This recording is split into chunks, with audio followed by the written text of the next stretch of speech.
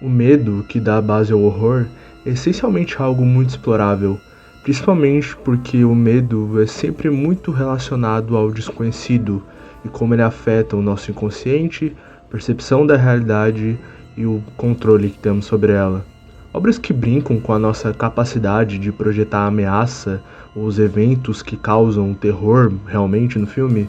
Os filmes que caem mais para um terror psicológico são sempre muito impactantes, não pelo que é exatamente visto ou materializado em tela, mas pelo que é insinuado e evocado. Eu gosto muito de Bebê de Rosemary nesse sentido. A personagem vai presenciando seu cotidiano sendo corrompido por uma paranoia. O fascinante aqui é como esse terror, que tem como protagonista uma dona de casa, usa o conceito do lar e a figura do marido, que deveria simbolizar o conforto e afeto, e transforma essa convivência em um dos pilares do horror dentro do filme. Não que isso seja exclusivo dessa obra, a propriedade privada sendo invadida por uma força maligna, seja sobrenatural ou não, é algo comum em toda história de horror, mas aqui o medo não vem de fora, mas de dentro, das próprias relações que existem nesse ambiente. De fato, um processo de corromper o que antes parecia inofensivo e convidativo para uma dinâmica passiva-agressiva. Um terror psicológico que, como realmente ocorre na maioria desses filmes, tem o desconforto e a impotência como o maior impacto. E, bom, insira questões de gênero, maternidade, religiosidade e uma leitura moderna disso tudo, e você tem um dos filmes de terror mais influentes e inquietantes de todo o cinema moderno. Mas o que eu quero de fato destacar aqui é que um desses fatores primordiais para o filme alcançar os status que tem é botar tudo isso sob os ombros de uma única personagem, transformando algo que deveria ser a sua casa, um lar para chamar de seu, em algo opressivo e abusivo. E de certa forma, algo semelhante acontece em Spencer. O filme nunca se assume completamente como terror, muito pelo contrário, inclusive, na questão do marketing, como o filme foi vendido, como uma cinebiografia e tal, mas uma coisa que chama atenção neste trabalho do Larraín é como os recursos técnicos estão alinhados com sua ideia de transpor toda a opressão que a protagonista sofre. E aí eu explico o motivo de eu ter começado o vídeo falando de como o medo opera através do desconhecido. Mesmo essa sendo uma cinebiografia, como eu falei, e se você quiser pesquisar como os fatos realmente aconteceram, você pode, mas o filme definitivamente não se prende a isso. É uma experiência que se concentra no que não é possível atribuir uma dimensão muito concreta, principalmente no que diz respeito ao cenário que se passa a maior parte do filme, a mansão onde toda a família real se reúne. Ela é essa vastidão, um espaço infindável e perecível aos olhos da câmera e por consequência da personagem também, e que parece ameaçar qualquer individualidade dela, dando a impressão que quanto mais ela permanece nesse espaço, mais sente essa autocracia latente, que até pode se materializar em algumas figuras-chave durante o filme, porém é por conta do espaço configurado como rígido, mas que por carregar uma herança inassimilável também, que também se torna completamente espectral, que os fragmentos mais inspirados do filme se concretizam, abrindo espaço para todo um aprofundamento no psicológico da personagem, que é acima de tudo sensorial. Talvez a maior comprovação de toda a inspiração na direção do Larraín nesse sentido é que tem literalmente uma subtrama envolvendo um espírito amaldiçoado. E olha, isso não poderia soar menos orgânico, botando questões como loucura e paranoia no centro da narrativa.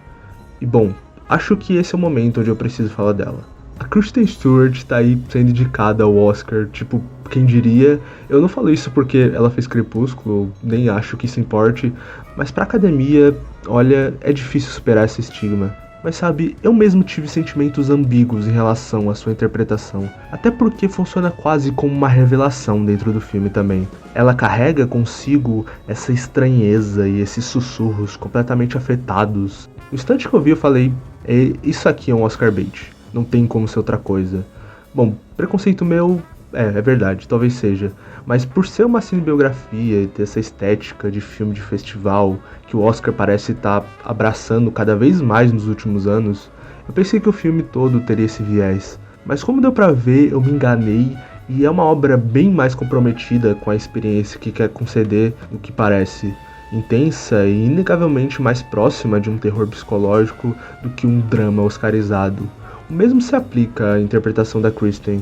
Aliás, nem dá para diferenciar as duas coisas, pois sua personagem está tentando, tanto na própria interpretação dela, quanto em como o filme a enquadra, resistir toda essa imposição, que assim como em Bebê de Rosemary, também é completamente passiva-agressiva, então toda a afetação dela dentro do filme é mais justificável do que nunca. Na verdade, só contribui mais para todo o desconforto, que sim, tem seus ápices e ela tá realmente entregando tudo. Claro, o filme não é perfeito, eu sei que nota não importa, mas se você abrir meu Letterboxd, inclusive o link tá na descrição, eu dei 3,5 pra esse filme e eu não achei que ele é perfeito, longe disso, eu acho ele uma experiência muito válida, mas quando ele não tá embarcando nessa experiência de mostrar o desconforto da personagem através da técnica, e indo mais pro texto, pros diálogos, as coisas perdem bastante força e o tom em si fica mais difuso do que deveria. Parece que toda a elegância fica só na roupagem e não existe nenhuma nuance em como, por exemplo, a personagem se expressa com as outras pessoas, nem com quem ela teoricamente poderia se desarmar e mostrar fragilidade. Por ter visto outros filmes do diretor, eu não esperava uma proposta que me cativasse tanto pela sensorialidade e imersão. Então, no fim, a experiência até me surpreendeu. Eu não acho que ele tá tão ativamente assim querendo subverter essa imagem que o filme tem, com toda a propaganda e com as ambições dele nas premiações, mas eu acho que ele consegue soar bem singular no meio dessa janela cheia de filmes querendo soar art house para ser premiado. Eu acho que ele ainda tá no meio desse bolo, mas ele consegue soar suficientemente diferente, com inspirações que realmente não pareciam se encaixar tanto nesse tipo de filme. Eu nem citei Iluminado, que eu queria citar, eu acho que são experiências que conversam muito mais do que parece superficialmente. Então, nessa maratona de vídeos que eu tô fazendo sobre alguns filmes do Oscar, eu mais que recomendo esse aqui, principalmente para quem já tá com uma cara meio virada para esse tipo de obra, parece que só tá querendo existir para arrancar alguma premiação. Eu com certeza acho que esse filme pode te surpreender bastante. E sobre a Kristen, bom, ela tá incrível.